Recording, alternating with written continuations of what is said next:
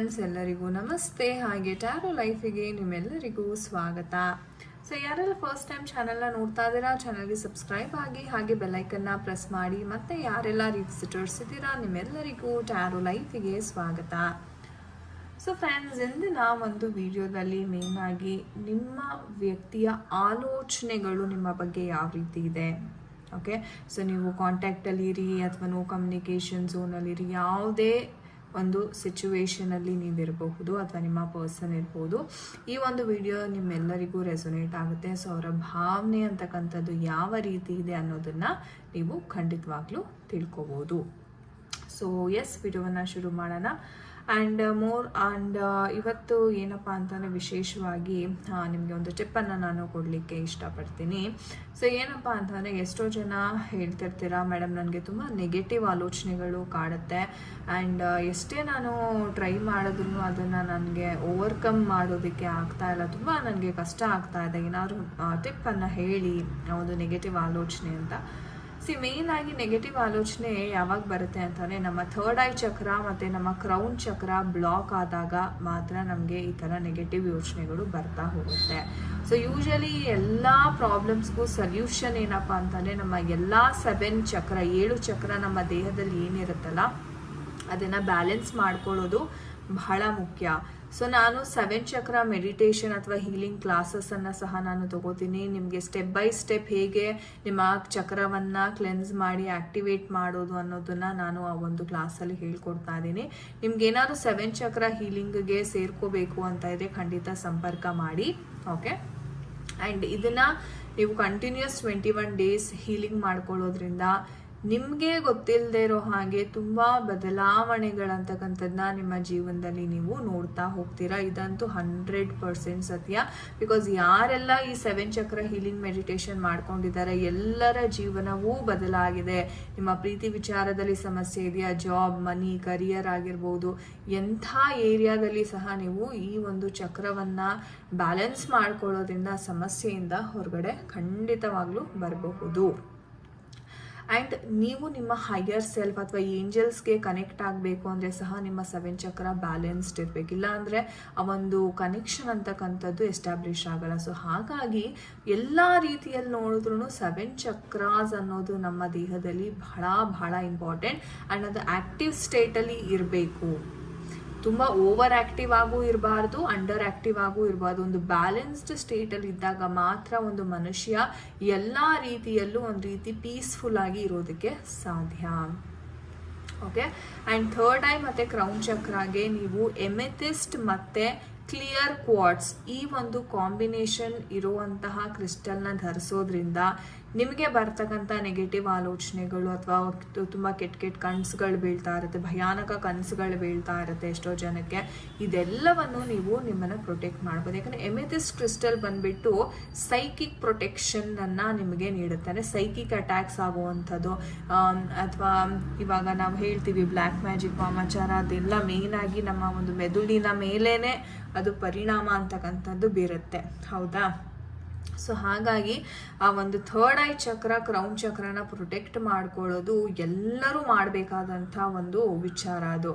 ಹಾಗಾಗಿ ನೀವು ಎಮಿಥಿಸ್ಟ್ ಮತ್ತು ಕ್ಲಿಯರ್ ಕ್ವಾರ್ಟ್ಸ್ ಈ ಒಂದು ಕಾಂಬಿನೇಷನಲ್ಲಿ ಬರುವಂತಹ ಒಂದು ಕ್ರಿಸ್ಟಲ್ ಬ್ರೇಸ್ಲೆಟ್ನ ನೀವು ಧರಿಸಿದ್ರೆ ನಿಮಗೆ ನೆಗೆಟಿವಿಟಿ, ಸೈಕಿಕ್ ಅಟ್ಯಾಕ್ಸ್ ಅಥವಾ ಏನೋ ಒಂದು ಆಲೋಚನೆ, ಏನೋ ಕನಸುಗಳೇನಿಲ್ಲ ಏನು ಬೀಳುತ್ತೆ ಅದೆಲ್ಲನೂ ಸ್ಟಾಪ್ ಆಗುತ್ತೆ. ಸೊ ಯಾರಿಗೆಲ್ಲ ಆ ಒಂದು ಕ್ರಿಸ್ಟಲಿನ ಅವಶ್ಯಕತೆ ಇದೆ, ಸೊ ಇದನ್ನು ನಾವು ಥರ್ಡ್ ಐ ಚಕ್ರ ಮತ್ತು ಕ್ರೌನ್ ಚಕ್ರಾಗೆ ಕೊಡುವಂತಹ ಕ್ರಿಸ್ಟಲ್ಸ್ ಆಗಿರುತ್ತೆ. ಸೊ ಯಾರಿಗೆಲ್ಲ ಅದರ ಒಂದು ಅವಶ್ಯಕತೆ ಇದೆ ದಯವಿಟ್ಟು ಒಮ್ಮೆ ಕರೆ ಮಾಡಿ ನನ್ನ ಜೊತೆ ಒಮ್ಮೆ ನೇರವಾಗಿ ಮಾತನಾಡಿ ತದನಂತರ ನೀವು ಕೊರಿಯರ್ ಮಾಡ್ಕೋಬೋದು, ಓಕೆ. ಸೊ ಗೈಸ್, ಬನ್ನಿ ವಿಡಿಯೋವನ್ನು ಶುರು ಮಾಡೋಣ. ಸೊ ರಿಲ್ಯಾಕ್ಸ್ ಮಾಡ್ಕೊಳ್ಳಿ ನಿಮ್ಮ ಒಂದು ಮೈಂಡನ್ನು ಕಂಪ್ಲೀಟಾಗಿ. Take a deep breath. ನಿಮ್ಮ ವ್ಯಕ್ತಿಯ ಹೆಸರು, ಡೇಟ್ ಆಫ್ ಬರ್ತ್, ಭಾವಚಿತ್ರವನ್ನು ನೆನೆಸ್ಕೊಳ್ಳಿ. ಸೊ ನೋಡೋಣ ನಿಮ್ಮ ಬಗ್ಗೆ ಏನು ಅವರು ಯೋಚನೆ ಅಂತಕ್ಕಂಥದ್ದು ಮಾಡ್ತಾ ಇದ್ದಾರೆ. ಓಪ್ಸ್, ನಮ್ಮ Ganapati, okay, all right. So ಏನೆಲ್ಲ ಯೋಚನೆ ಮಾಡ್ತಾ ಇದ್ದಾರೆ ನಿಮ್ಮ ಒಂದು ವ್ಯಕ್ತಿ ನಿಮ್ಮ ಬಗ್ಗೆ. ಜಯ ಮಾತಾಲಿ, ಜಯ ಆದಿಪರಾಶಕ್ತಿ. ಜಯ ಕಾಳಿ ಜಯ ಆದಿಪರಾಶಕ್ತಿ. ಓಕೆ,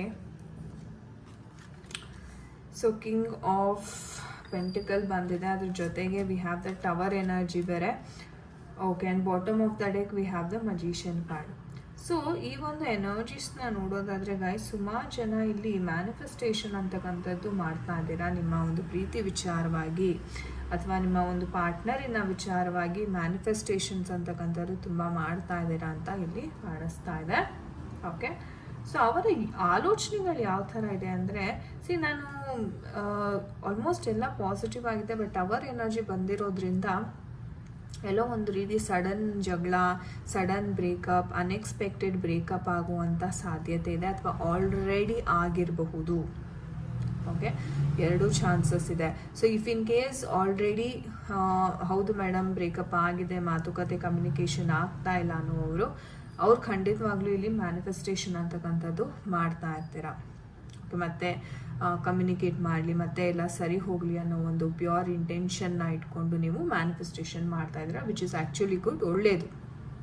ಓಕೆ, ಆ್ಯಂಡ್ ಯಾರೆಲ್ಲ ಇನ್ನೇನು ಜಗಳ ಆಗ್ತಾ ಇದೆ, ಅಥವಾ ನಾವು ಮೆಸೇಜ್ ಅಥವಾ ಕಾಲ್ ಮಾಡಿದಾಗಲೆಲ್ಲ it will end up with a fight, ಅಥವಾ ಜಗಳ ಮಾಡ್ತಾನೆ ಎಂಡ್ ಆಗುತ್ತೆ ಅನ್ನೋ ಅವರು ಸ್ವಲ್ಪ ಎಚ್ಚರಿಕೆಯಿಂದ ಇರಿ, ಯಾಕಂದರೆ ಇದು ನೆಕ್ಸ್ಟ್ ಲೆವೆಲ್ಗೆ ಹೋಗುವಂಥ ಸಾಧ್ಯತೆ ಇದೆ.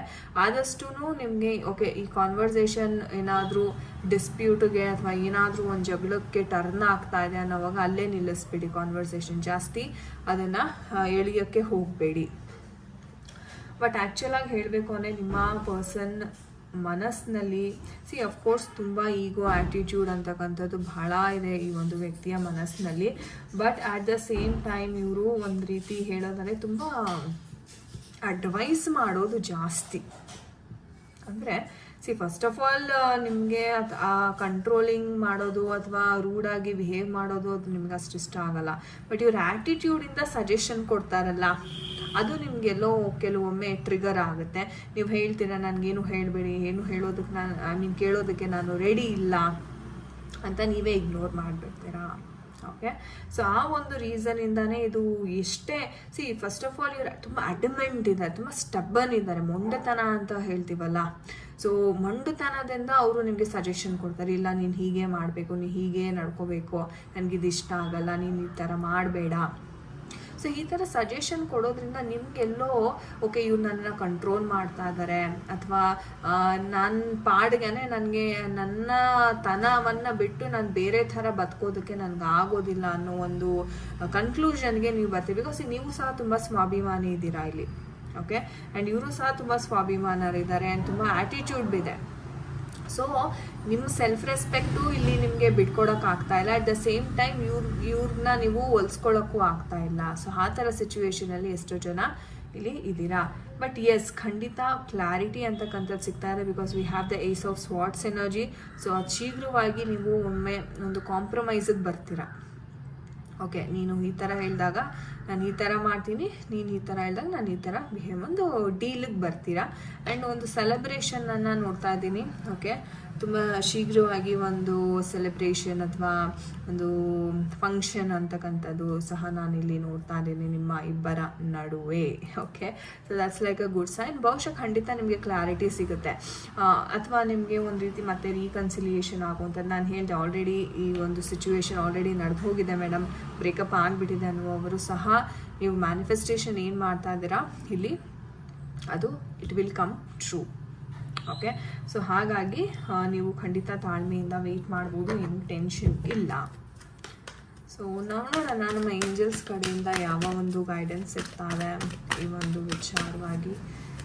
ಏಂಜಲ್ಸ್ ಏನು ಇನ್ಫಾರ್ಮೇಷನ್ ಇದೆ, ಯಾವ ಒಂದು ಗೈಡೆನ್ಸ್ ಇದೆ ನಮಗೆ. Okay, the situation will improve ಅಂತ ಹೇಳ್ತಾ ಇದ್ದಾರೆ.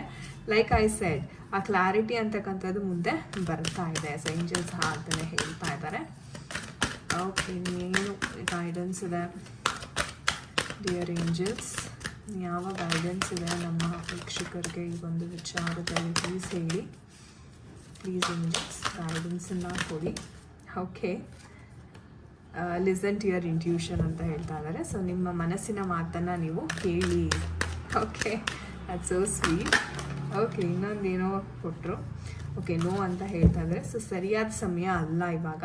ಸೊ ನೀವು ಏನೇ ಒಂದು ಸ್ಟೆಪ್ಪನ್ನು ತೊಗೊಳೋಕ್ಕೆ ಹೋಗಬೇಡಿ, ಏನೇ ಒಂದು ಆ್ಯಕ್ಷನನ್ನು ತೊಗೊಳಕ್ಕೆ ಹೋಗಬೇಡಿ. ಬಿಕಾಸ್ ನಾನು ಹೇಳಿದೆ, ಬಿಕಾಸ್ ಟವರ್ ಎನರ್ಜಿ ಸಹ ಇರೋದ್ರಿಂದ ಮಾತುಕತೆ ಎಲ್ಲ ಜಗಳದಲ್ಲೇ ಎಂಡ್ ಆಗ್ತಾ ಇದೆ ಅನ್ನುವವರು ತುಂಬ ಹುಷಾರಾಗಿರಿ.